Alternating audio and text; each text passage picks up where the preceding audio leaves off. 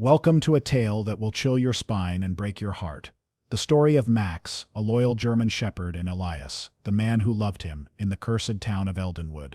When Elias finds a mysterious collar in his attic and places it on Max, he unleashes a horror that transforms his faithful companion into a vessel for an ancient evil. Glowing eyes, haunting howls, and a forest filled with whispers set the stage for a battle between love and darkness. This isn't just a story of terror. It's a heart-wrenching journey of sacrifice, redemption, and the unbreakable bond between man and dog. Get ready for a mix of spine-tingling horror and soul-crushing emotion that will leave you breathless. If this gripping tale captivates you, don't forget to like, share, and subscribe to our channel for more unforgettable stories. Hit that bell icon so you never miss a moment of horror and heartbreak. Let's dive into the shadows together. In the quiet, fog-shrouded town of Eldenwood, nestled on the edge of a cursed forest, life moves slowly for most residents. The air always carried a chill, and the trees whispered secrets that no one dared to decipher.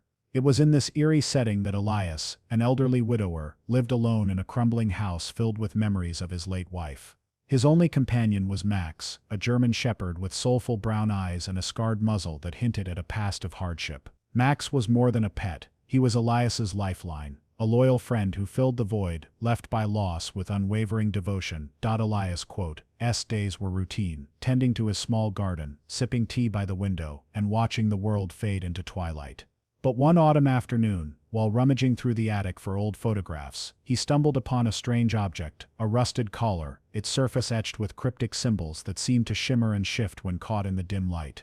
The collar was heavy, cold to the touch, and exuded an unsettling energy, as if it held secrets buried deep within its metal. Despite a nagging sense of unease, Elias was drawn to it. Loneliness had sharpened his desperation for connection, and he saw the collar as a way to honor Max, to give him something special.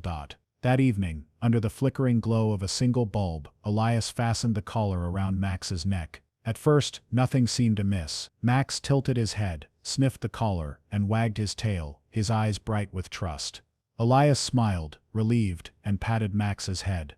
"You're my good boy," he murmured, feeling a fleeting sense of peace. For a moment the house felt less empty, the shadows less threatening. But peace is a fragile thing in a place like Eldenwood. That night, as the moon cast a pale light through the cracked windows, Max began to change. His usual soft barks turned into guttural howls that echoed through the house and out into the forest, a sound so unnatural it sent shivers down Elias's spine. He found Max in the living room, staring at the wall, his fur bristling and his eyes glowing an eerie green. The collar around his neck seemed tighter, its symbols now pulsating with a faint, sickly light. Elias called out to Max, but the dog didn't respond. Instead he let out another howl, a cry that seemed to carry centuries of pain. The horror escalated quickly. Neighbors began to report strange occurrences, scratching at their doors in the dead of night, fleeting glimpses of a shadowy figure with glowing eyes roaming the streets. Children refused to play near the forest, claiming they heard whispers calling their names. Elias, shaken but protective, locked the doors and windows, convincing himself it was just his imagination. Yet every night, Max grew more erratic. He would pace the house, his claws clicking on the wooden floors, leaving deep scratches on the walls as if trying to escape something invisible. The collar burned his fur, leaving red welts that refused to heal, but Max never tried to remove it. His eyes, once so full of love, now held a mixture of terror and something darker, something that wasn't entirely him.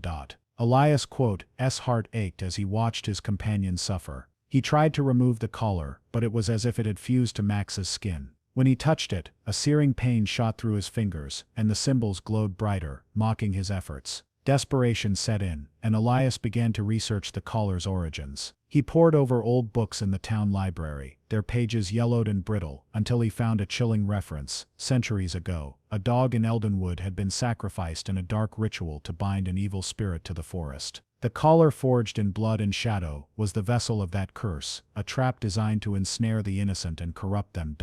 The realization hit Elias like a physical blow. Max wasn't just sick, he was possessed, a pawn in a game older than the town itself. The horrible truth was that the spirit was using Max to extend its reach, turning the gentle dog into a harbinger of fear. Yet, even as Max's behavior grew more violent, tearing apart cushions, snapping at shadows, his eyes still sought Elias, pleading for help. It was this duality that broke Elias's heart, the monster Max was becoming, and the loyal friend he still was, trapped in a battle he couldn't win. The town noticed, too. Whispers turned to accusations. Some called Max a demon, others a curse brought upon them by Elias's foolishness. But Elias refused to abandon him. He remembered the nights Max had lain by his bed, guarding him from nightmares after his wife's death. He remembered the way Max's tail thumped against the floor when Elias spoke his name. That loyalty deserved redemption, even if it meant facing the horrors that now lurked in his own home. As the first part of this tale closes, Elias stands at a crossroads. The cursed collar tightens its grip on Max, and the forest outside grows darker, its whispers louder. The horror is only beginning, but so is Elias's determination to save his friend, or die trying. The emotional weight of their bond, combined with the terrifying unknown, sets the stage for a story that will haunt and heartbreak in equal measure. In the cursed town of Eldenwood, the nightmare deepened for Elias and his beloved German shepherd, Max, as the sinister truth about the rusted collar unraveled. The collar, now a glowing beacon of malevolence, had transformed Max from a loyal companion into a vessel for an ancient evil. The forest outside Elias's crumbling house grew darker, its whispers turning into screams that pierced the night, and the once peaceful bond between man and dog teetered on the edge of destruction. The haunting truth emerged when Elias, driven by desperation, sought answers from a reclusive local historian named Clara. Her eyes, shadowed by years of studying Eldenwood's dark past, revealed a chilling story. Centuries ago, a dog had been sacrificed in a ritual to bind a malevolent spirit to the forest. The collar, forged in blood and shadow, was the key to that binding, but it was also a trap, designed to ensnare another innocent soul to extend the spirit's reign. Max, with his pure heart and unbreakable loyalty, had become its latest victim. The historian warned that the spirit would use Max to spread fear and destruction, turning his natural instincts into tools of horror. The horror escalated as Max's behavior grew increasingly violent. He would vanish into the night, only to return at dawn, his fur matted with dirt and blood, his eyes glowing an unnatural green. Elias found evidence of Max's nocturnal terrors: torn apart wildlife scattered near the forest edge, graves in the town cemetery, unearthed, and bones left at Elias's doorstep, as if in a macabre apology. The townsfolk, now terrified, branded Max a monster and demanded his destruction, but Elias saw the flicker of his old friend in those haunted eyes, a dog still fighting the darkness within.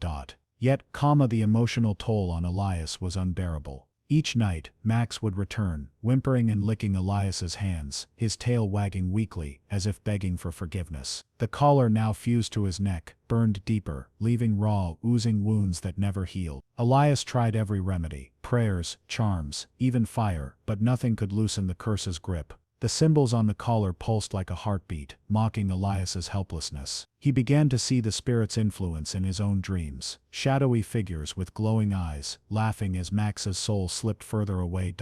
The climax approached under a blood-red moon, when the forest whispers became a deafening roar. Elias, armed with the historian's final warning, realized that only a sacrifice of love could break the curse. The price, however, was steep. It might mean losing Max forever. Driven by love and guilt, Elias decided to confront the evil at its source. He led Max back to the heart of the cursed forest, where the air was thick with malice, and the trees seemed to watch their every move.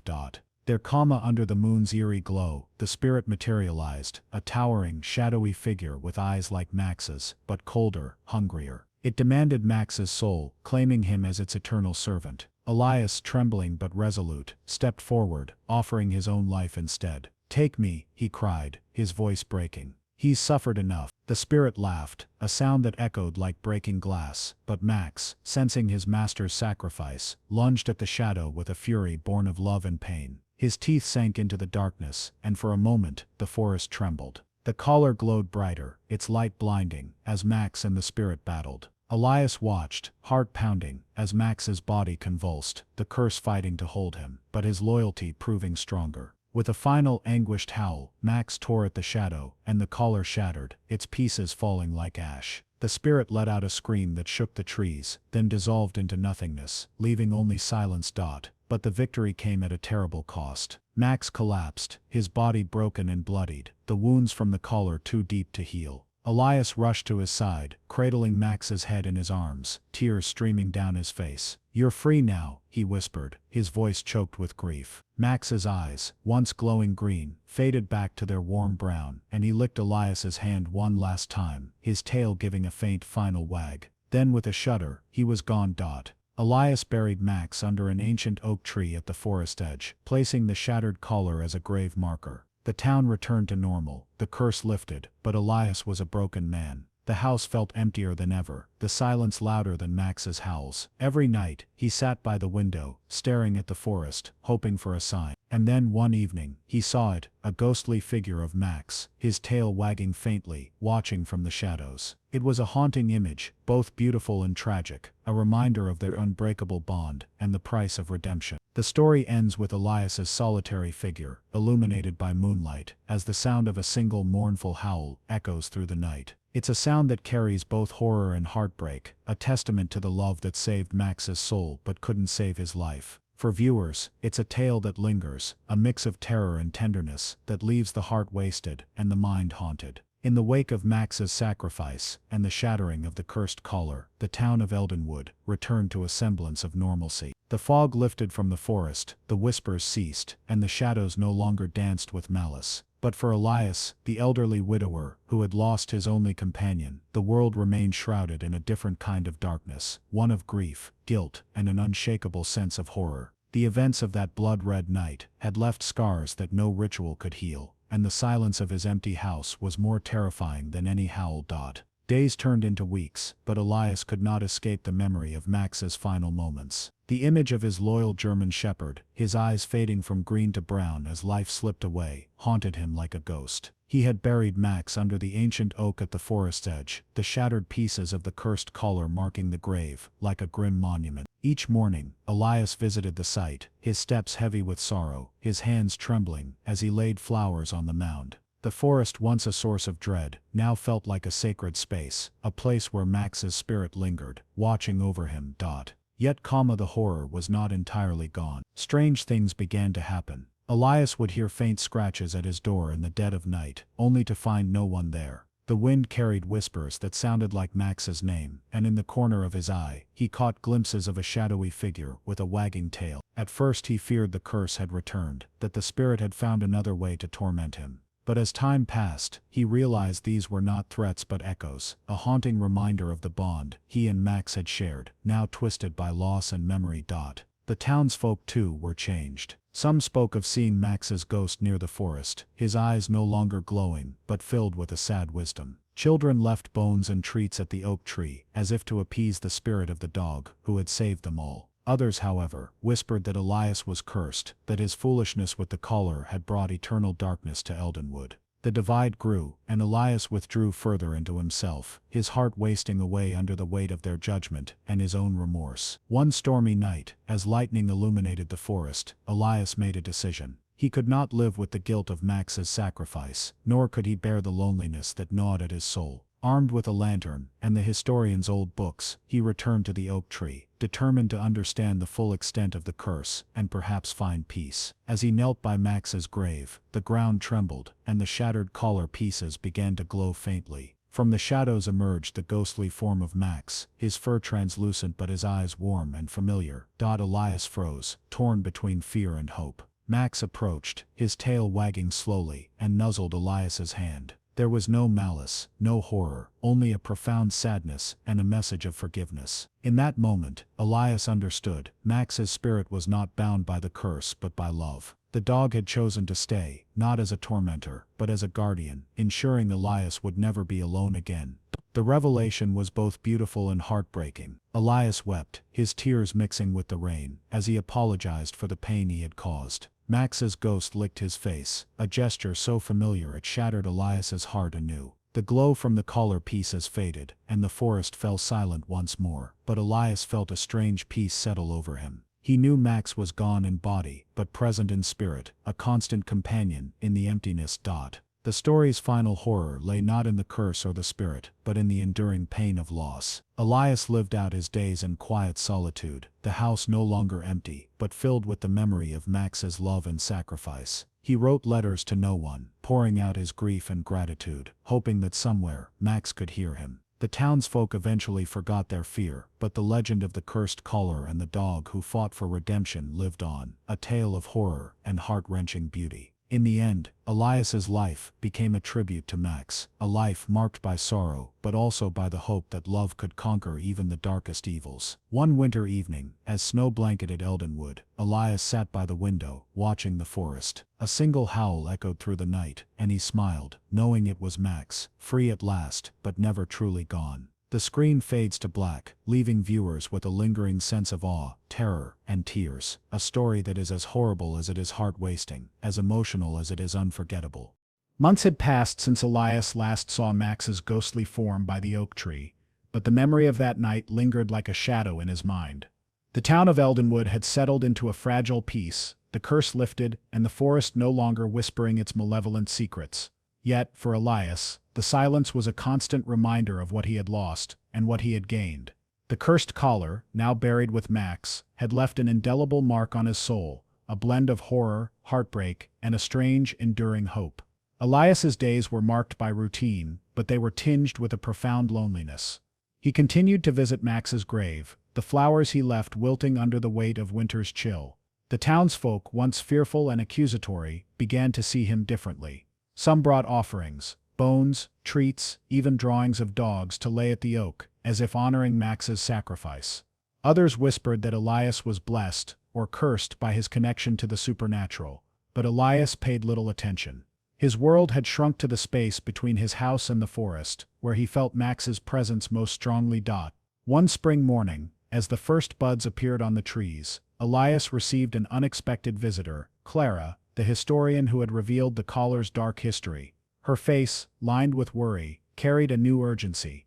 She had uncovered more about the curse, a fragment of a text suggesting that the spirit, though defeated, had left a residual energy in Eldenwood, one that could awaken if another innocent soul wore a similar artifact. Elias's heart sank. The horror he thought was over loomed again, a shadow threatening to engulf the fragile peace he had fought for. Clara proposed a solution. A ritual to seal the forest's lingering darkness, using the shattered pieces of the collar as a key.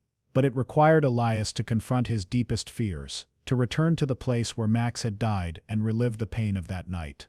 The idea was horrifying, yet Elias knew he had no choice. Max's sacrifice could not be in vain. That night, under a moonless sky, he and Clara ventured into the forest, the air thick with tension and the echoes of past horrors. As they reached the oak, the ground trembled, and the collar pieces began to glow once more. Shadows swirled, forming fleeting images of dogs past victims of the curse, their eyes pleading for release. Elias, his hands shaking, placed the pieces in a circle as Clara chanted ancient words. The ritual was both beautiful and terrifying, a dance between light and darkness that tested Elias's resolve. He called out to Max, his voice breaking, begging for strength. And then, from the shadows, Max's ghost appeared. Not as a menacing figure, but as a beacon of light, his tail wagging with a determination that mirrored his final act of love. The ritual reached its climax as the collar pieces melted into the earth, sealing the forest's darkness forever. The shadows dissipated, and Max's ghost lingered for a moment longer, his eyes locking with Elias's. In that silent exchange, Elias felt a flood of emotions, grief, gratitude, and a bittersweet joy. Max's spirit faded, but not before leaving a final gift, a sense of closure, a whisper of forgiveness that eased the ache in Elias's heart. The aftermath was transformative. Eldenwood thrived, the curse truly broken, and the forest became a place of pilgrimage rather than fear. People spoke of Max as a hero, a dog whose loyalty had saved them all. Elias, though still solitary, found a new purpose.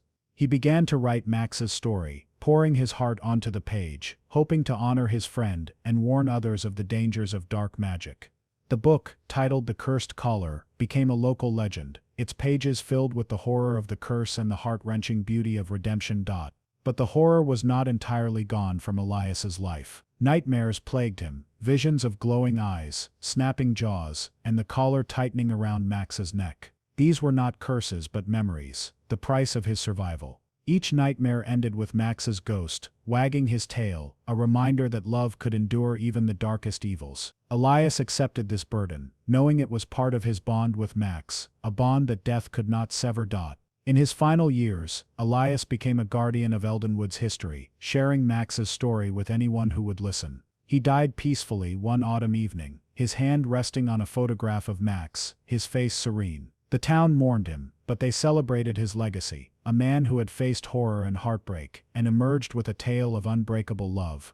The story closes with a final image. The oak tree, now surrounded by flowers and trinkets left by visitors, standing tall against the setting sun. A single howl echoes through the forest, not of pain or fear, but of triumph, a testament to Max and Elias's enduring connection.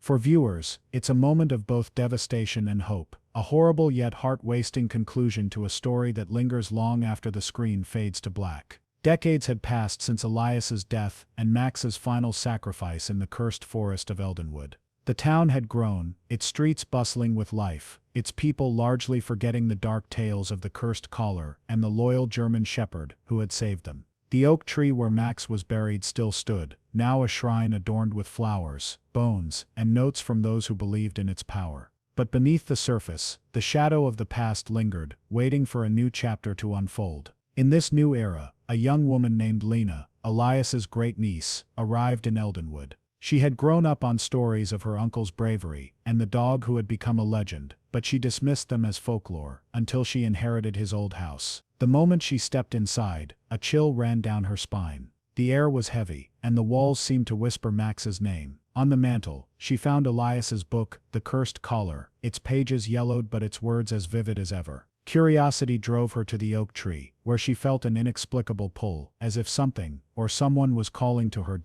Lena's life changed when she discovered a hidden compartment in the house, containing a small rusted fragment of the cursed collar, overlooked during the final ritual. The fragment glowed faintly when she touched it, and that night, her dreams were filled with horrors, glowing green eyes, snapping jaws, and a dog's howl that chilled her to the bone. She saw Max, not as a ghost but as a warning, his eyes pleading for her to act. The horror was back, not as a full curse but as a lingering echo, threatening to awaken if the fragment fell into the wrong hands. Determined to honor her uncle's legacy, Lena sought out the descendants of Clara, the historian who had helped Elias. They revealed that the curse, though broken, had left a residual darkness in Eldenwood, a vulnerability that could be exploited by greed or fear. The fragment was a key, a remnant of the evil that could summon shadows if not destroyed properly. But the process was dangerous, requiring a sacrifice of love and courage, echoing Max's and Elias's own struggle.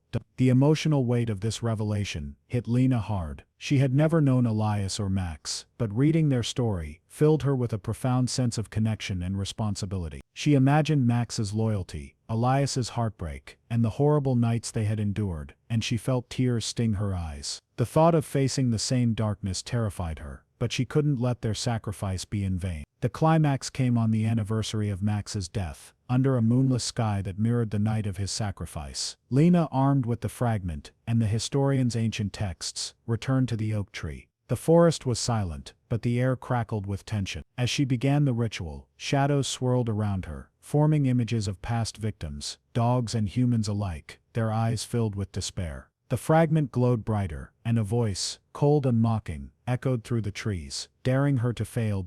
But Lena was not alone. From the shadows emerged a faint familiar figure, Max's ghost, his tail wagging weakly, his eyes now a soft brown instead of the cursed green. He wasn't there to fight, but to guide, his presence a beacon of hope amid the horror. Lena, drawing strength from his loyalty, completed the ritual, crushing the fragment under a stone inscribed with words of love and redemption. The shadows screamed, then dissipated, leaving only silence and a sense of finality. The aftermath was bittersweet. Eldenwood was safe once more, the last echo of the curse erased. But Lena was changed. The experience left her with nightmares of glowing eyes and howling winds, a constant reminder of the horror she had faced. Yet she also felt a deep connection to Max and Elias, their spirits now at peace. She wrote a new chapter for the Cursed Collar, detailing her journey and ensuring their legacy lived on.